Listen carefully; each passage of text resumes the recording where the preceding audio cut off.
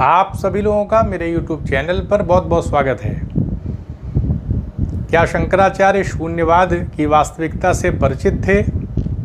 इस विषय पर आपके सामने कुछ विचार रखा जाएगा। देखने का प्रयास किया जाएगा कि शून्यता की अवधारणा को शंकराचार्य ने क्यों स्वीकार नहीं किया और कौन कौन से तर्क दिए हैं। उन तर्कों को आपके सामने रखने का प्रयास किया जाएगा। सबसे पहले हम ये जान लें कि नागार्जुन की जो विचारधारा है वो प्रतीत समुत्पाद के सिद्धांत के आधार पर उसके नतीजे के तौर पर उन्होंने अपना सिद्धांत शून्यवाद का मत दिया। प्रतीत यानी अपेक्षा रख करके, समुत्पाद माने उत्पत्ति, यानी नागार्जुन ये बात कहते हैं कि संसार की कोई भी वस्तु पैदा नहीं हो सकती, उसका जन्म नहीं हो सकता, और जब जन्म नहीं होगा तो नाश भी नहीं होगा। लेकिन हमारे अनुभव में चीज़ें उत्पन्न होती हुई हमें दिखती हैं। उत्पत्ति और विनाश, किसी चीज़ का पैदा होना और उसका नष्ट हो जाना, ये हम अपनी आंखों से देख रहे हैं इस संसार में। तो नागार्जुन बताने का प्रयास करते हैं कि अगर हम ये मान लें कि कोई चीज़ हमेशा के लिए है, हमेशा से है, तो मानी सी बात है कि जब हमेशा से है तो किसी से पैदा नहीं होगी। तो जो चीज़ हमेशा से है उसको पैदा होने की क्या आवश्यकता है? तो इस तर्क के आधार पर नागार्जुन बताते हैं कि ये उत्पत्ति और विनाश प्रतीत समुत्पाद के आधार पर है।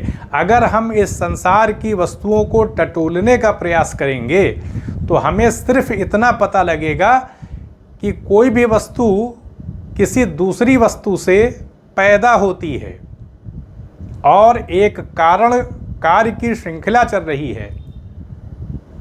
पशु से दूध पैदा होगा, पशु कारण दूध कार्य, दूध से दही की उत्पत्ति होगी, घी की उत्पत्ति होगी, मक्खन बनाएंगे चाहे जो बनाएं, तो दूध कारण हो गया और बाकी उत्पाद कार्य हो गए।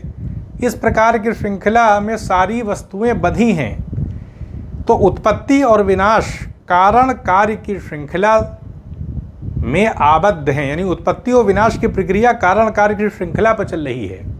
और ये प्रतीतियों के स्तर पर है, संवृत्तियों के स्तर पर है, और इसके पीछे जो शक्ति कार्य कर रही है, अगर हम किसी वस्तु को चेक करेंगे, उसको टटोलेंगे, उसका स्वभाव जानने का प्रयास करेंगे, तो कि कोई भी वस्तु अपना स्वभाव नहीं रखती, स्वभाव से खाली है, क्योंकि वो दूसरों से पैदा हुई है, किसी दूसरी वस्तु से पैदा हुई है। इसलिए वस्तु का अपना कोई गुणधर्म रह नहीं पाता।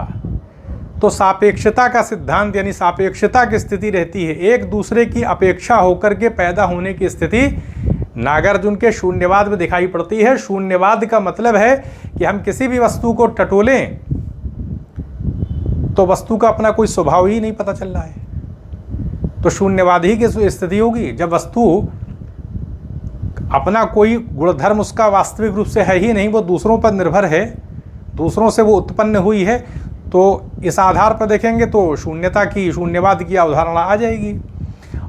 अगर हम नागार्जुन की इस विचारधारा को देखते हैं कि प्रतीत समुत्पाद के आधार पर, सापेक्षता के सिद्धांत के आधार पर, व्यवहारिक रूप से संवृत्तियों के आधार पर प्रातीतिक रूप से संसार है, व्यवहारिक रूप से है, बस ये वास्तविक नहीं है। कोई भी वस्तु हमेशा के लिए नहीं है। जैसे रेगिस्तान में जल दिखाई पड़ता है तो उसकी सत्ता रहती है, वास्तविकता प्रकट हो जाती है तो जल समाप्त हो जाता है। रस्सी में हम सांप देखते हैं, अब जब तक सांप देखते हैं तब तक सांप की सत्ता रहती है, जब ज्ञान हो जाता है तो सांप वहाँ नहीं रहता रस्सी में। जादूगर की नोट का भी यही मामला है। तो इस आधार पर कहा जा सकता है कि संवृत्ति यानी प्रतीति हो रही है, बस वास्तविकता नहीं है। वास्तविकता क्या है फिर? शून्यता में है। और शून्यता क्या है? किसी चीज़ का हमेशा के लिए होना, हमेशा से रहना, और किसी का हमेशा के लिए न होना, इन दोनों का निषेध है, बीच का मार्ग है। किसी भी वस्तु के बारे में हम ये नहीं कह सकते। तो इस आधार पर तो आत्मा की विचारधारा भी खंडित होने लगेगी, और ये शंकराचार्य को स्वीकार्य नहीं है। तो फिर वो तर्क देते हैं, वो बताते हैं कि हम मान लेते हैं, क्योंकि शंकराचार्य की अपनी विचारधारा भी तो नागार्जुन की तरह ही है। वो भी संसार के पदार्थों को व्यवहारिक रूप से ही सत्य बता देते हैं। मिथ्या बता देते हैं, अनिर्वचनीय बता देते हैं कि हम संसार की वस्तुओं के बारे में कुछ कह नहीं सकते, हम वस्तुओं को सत्य नहीं कह सकते क्योंकि वस्तुएं नष्ट हो जाती हैं, हम उनको असत्य भी नहीं कह सकते कि इससे उनकी प्रतीति होती है, वो हमको दिखाई पड़ती हैं। तो न तो हमेशा के लिए सत्य कह सकते हैं, ना हमेशा के लिए असत्य कह सकते हैं। तो शंकराचार्य की भी वही विचारधारा है। इस आधार पर शंकराचार्य शून्यवाद के सिद्धांत को अस्वीकार नहीं करते हैं, लेकिन शंकराचार्य शून्यता से आगे बढ़ते हैं। वो बताते हैं कि अगर साक्षी की सत्ता नहीं होगी, शून्यता को जानने वाला कोई नहीं होगा, तो हम शून्यता की अवधारणा को प्रस्तुत ही नहीं कर सकते। हम ये भी नहीं कह सकते कि शून्यता की स्थिति है। ये बताने वाला कौन है शून्यता को? शून्यता का सिद्धांत देने वाला कौन है? शून्यता को बताया भी नहीं जा सकता अगर कोई चेतना ना हो, कोई आत्मा ना हो। आत्मा की सत्ता इसलिए आवश्यक है क्योंकि ज्ञान संभव हो पाएगा। पंच स्कंधों का संघात हमारा शरीर है, बताया जाता है बौद्ध दर्शन में। नागार्जुन भी उसको स्वीकार करते हैं कि पंच स्कंधों का संघात है शरीर, रूप, वेदना, संज्ञा, संस्कार, विज्ञान। तो रूप यानी हमारा मन, और हमारा ये जो भौतिक शरीर है और मन में है उसको भी हम रूप कहते हैं। वेदना, सुख दुख का अनुभव हो रहा है, संज्ञा नाम देते हैं, संस्कार कर्म प्रवृत्ति जो संचित होती है, और विज्ञान यानी कॉन्शियसनेस, चेतना। तो रूप, वेदना, संज्ञा, संस्कार और विज्ञान, ये हमारा शरीर इससे बन जाता है। परमाणुओं का संघात है, ये आत्मा नाम की कोई चीज़ नहीं है। तो शंकराचार्य कहते हैं कि बिना कारण की चेतना के कार्य को नहीं जाना जा सकता। कार्य के ज्ञान के लिए कारण की चेतना आवश्यक है, कारण का चैतन्य होना आवश्यक है, तभी कार्य को जाना जा पाएगा। अगर परमाणुओं का संघात है तो इस संघात को जानने वाला कौन होगा? ये मैं हूँ। तो ये मैं कौन है? अगर इस मैं को हम स्वीकार नहीं करेंगे, क्योंकि इसको खंडित नहीं किया जा सकता मैं को, यही मैं शून्यता की अवधारणा भी देता है। तो शंकराचार्य नागार्जुन की विचारधारा का निषेध नहीं करते हैं। वो बताते हैं कि नागार्जुन की विचारधारा जो शून्यता की अवधारणा है वो देते हैं, तो उसको देना भी संभव नहीं होगा अगर कोई साक्षी ना हो, कोई चैतन्य युक्त सत्ता ना हो, कोई आत्मा की सत्ता ना हो, तो शून्यता की अवधारणा को भी देना संभव नहीं है। शून्यवाद का सिद्धांत भी नहीं दिया जा सकता। देने वाला तो कोई होना चाहिए, कोई चैतन्य युक्त सत्ता ही कोई सिद्धांत दे सकती है। इस आधार पर शंकराचार्य बताते हैं कि अगर चैतन्य युक्त सत्ता को हम स्वीकार नहीं करेंगे, कारण की चेतना को स्वीकार नहीं करेंगे आत्मा के रूप में, तो कारण के आधार पर जो कार्य उत्पन्न होगा प्रतीत समुत्पाद के आधार पर, उस कार्य को जानने वाला कौन होगा? उसको जानना भी तो आवश्यक है, उसको जानेगा कौन? प्रतीत समुत्पाद के सिद्धांत पे कारण कार्य की श्रृंखला तो चल रही है। तो वो बताते हैं कि साक्षी का होना आवश्यक है। अगर हम ऐसा नहीं स्वीकार करेंगे तो नागार्जुन की जो विचारधारा है शून्यता की, उसको भी स्थापित करना संभव नहीं हो पाएगा। शून्यता की अवधारणा ही नहीं दी जा सकती। और शंकराचार्य ये बताने का प्रयास करते हैं, अगर देखा जाए वास्तविक रूप में, तो नागार्जुन की जो विचारधारा है और जो शंकराचार्य की विचारधारा है वो लगभग एक जैसी है। इसीलिए उनको प्रच्छन्न बौद्ध कह दिया गया था। आरोप लगाया है वेदांत दर्शन के आचार्यों ने, मध्वाचार्य वगैरह ने शंकराचार्य की बड़ी कठोर आलोचना किया है। लेकिन वास्तविकता ये है कि शंकराचार्य बहुत विलक्षण प्रतिभा के संपन्न आचार्य थे, मामूली इंसान नहीं थे। वो बचपन से ही वो उनके अंदर प्रतिभा थी। तो उन्होंने ये देख लिया था, वो ये समझ गए थे कि अगर आत्मा की साक्षी की सत्ता को स्वीकार नहीं किया जाएगा तो फिर इस मैं को कौन स्थापित करेगा? बिना मैं के तो शून्यता की अवधारणा को ही स्थापित नहीं किया जा सकता। इस शून्यता को जानने वाला कोई होना चाहिए। और शून्यता की अवधारणा, शून्यवाद का जो सिद्धांत है वो इस संसार के आधार पर ही स्थापित होगा, क्योंकि खुद शंकराचार्य की विचारधारा भी इसी प्रकार की है। उसमें भी अगर आप देखें तो मिथ्या ही तो कहा है। और ये शून्यता या शून्यवाद और मिथ्या एक ही शब्द तो हो जाएंगे। मिथ्या का मतलब ही क्या होता है? हम किसी चीज़ को, इस संसार के किसी पदार्थ को हमेशा के लिए है नहीं कह सकते। हम संसार के किसी भी पदार्थ के स्वभाव को बता ही नहीं सकते कि वो है क्या, उसका स्वरूप ही नहीं बता सकते। तो शून्यवादी ही की तो स्थिति स्थापित हो रही है। तो शंकराचार्य भी वही विचारधारा कह रहे हैं, विवर्त बताते हैं, लेकिन उनकी अवधारणा दूसरी है। वो चेतना को मानते हैं, बिना चेतना को माने हुए हम प्रतीत समुत्पाद के सिद्धांत को ज्ञान के आधार पर सिद्ध नहीं कर सकते, क्योंकि ज्ञाता की सत्ता होना आवश्यक है।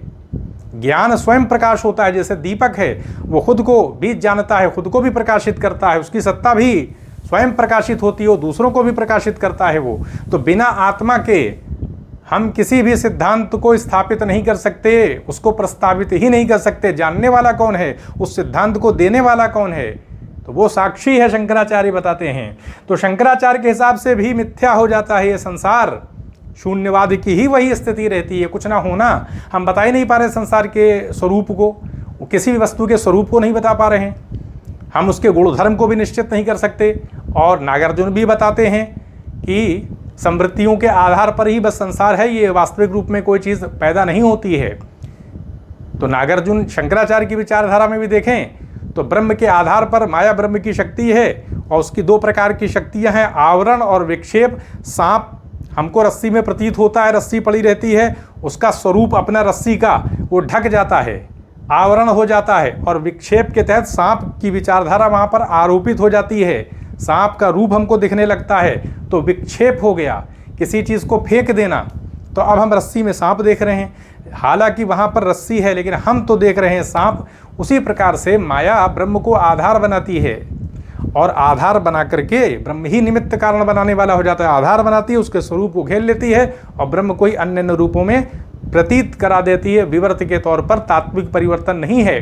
शंकराचार्य बताते हैं जैसे मिट्टी से घड़ा बनता है, दूध से दही बनती है, उस प्रकार की विचारधारा में ये जगत नहीं बना है। ये अगर ब्रह्म का तात्विक परिवर्तन हो जाता तो हमेशा रहता, फिर इसमें कोई विकार नहीं आता। विकासवाद की प्रक्रिया, नष्ट होना, जन्म होना, ये ब्रह्म में ये चीज़ संभव नहीं। अगर तात्विक परिवर्तन होता, ब्रह्म के स्वरूप से ही संसार बनता, तो इसमें कोई विकार नहीं पैदा हो सकता था, संसार पे मिट नहीं सकता, क्योंकि ब्रह्म की सत्ता कभी मिटती नहीं, हमेशा से है। तो जगत में तो विकासवाद दिखाई पड़ रहा है। तो इस आधार पर माया के माध्यम से जो विचारधारा दिया है कि ब्रह्म की शक्ति है, और ब्रह्म ने संकल्प करके उस शक्ति के माध्यम से संसार को प्रकट कर दिया, इसलिए संसार विवर्त हो जाता है, एक प्रकार से मिथ्या बन जाता है, शून्यवाद की ही स्थिति आ जाती है। लेकिन उसका ज्ञान प्राप्त करने के लिए उस संसार का ब्रह्म की अवधारणा है, आत्मा है, वही आत्मा शून्यवाद को भी जानेगी। तो इस आधार पर शंकराचार्य बताने का प्रयास करते हैं, स्वयं प्रकाशत्वात् आत्मा, आत्मा स्वयं प्रकाशित होती है, और वो आत्मा जो है वो स्वयं को भी जानती है और अन्य को भी जानती है, दूसरों को भी जानती है। ये मैं हूँ, इसको कौन खंडित करेगा? स्वप्न में, जागृत अवस्था में, सुषुप्ति की अवस्था में, चाहे सो रहे हो, चाहे स्वप्न, किसी भी अवस्था में हो हमारी, चाहे जागृत हो, सुषुप्ति हो, कोई भी अवस्था हमारी हो, उसमें हमें अपना ज्ञान रहता है अपने होने का। चाहे गहरी नींद आए, उसके बाद हमें लगता है कि बड़ी अच्छी नींद आई, ये आभास किसको हो गया? तो इस प्रकार से शंकराचार्य बताने का प्रयास करते हैं कि आत्मा को स्वयं प्रकाशत्वात् आत्मा, आत्मा होना आवश्यक है। अगर हम जड़ता की विचारधारा को स्वीकार कर लेंगे, पंचस्कंधों के संघात के तौर पर शरीर को स्वीकार कर लेंगे, तो बिना कारण चेतना के कार्य को नहीं जाना जा सकता। कारण ही बेस रहेगा जानने वाला कार्य को। अगर कारण ही जड़ है और फिर कार्य पैदा हो रहा है, और कारण है जड़, तो जड़ तो किसी कार्य को जान नहीं सकता, जानने वाला होना आवश्यक है। तो इसलिए इस संसार में एक शक्ति ऐसी है जो संसार को जानती है, शरीर को भी वही जानती है, इस आभासिक व्यवहारिक संसार को भी वही जानती है, क्योंकि वही वास्तविक है। इस आधार पर शंकराचार्य जो हैं वो नागार्जुन की जो शून्यवाद की अवधारणा है उसको खंडित नहीं करते हैं, बल्कि उससे आगे जाते हैं। वो बताते हैं कि उनका खुद का अपना सिद्धांत भी उसी प्रकार का, अगर आप देखें तो वही सिद्धांत मिलेगा जिसमें मिथ्या बता दिया गया है। मिथ्या को क्या हम डिफाइन करेंगे? ना उसे सत्य कह सकते हैं, ना असत्य कह सकते हैं। वही बात तो नागार्जुन भी कह रहे हैं, नागार्जुन मध्यम मार्ग दे रहे हैं। तो इसलिए शंकराचार्य ने यह तर्क दिया है कि ये साक्षी का होना आवश्यक है। बिना साक्षी के हम शून्यता की अवधारणा को भी प्रस्तावित नहीं कर सकते, उसका भी सिद्धांत हम नहीं दे सकते। तो ये आपके सामने संक्षेप में रखने का प्रयास किया गया। तो यहीं पर अनुमति दें, चैनल को सब्सक्राइब भी करें, शेयर भी करें। आप सभी लोगों का बहुत बहुत धन्यवाद।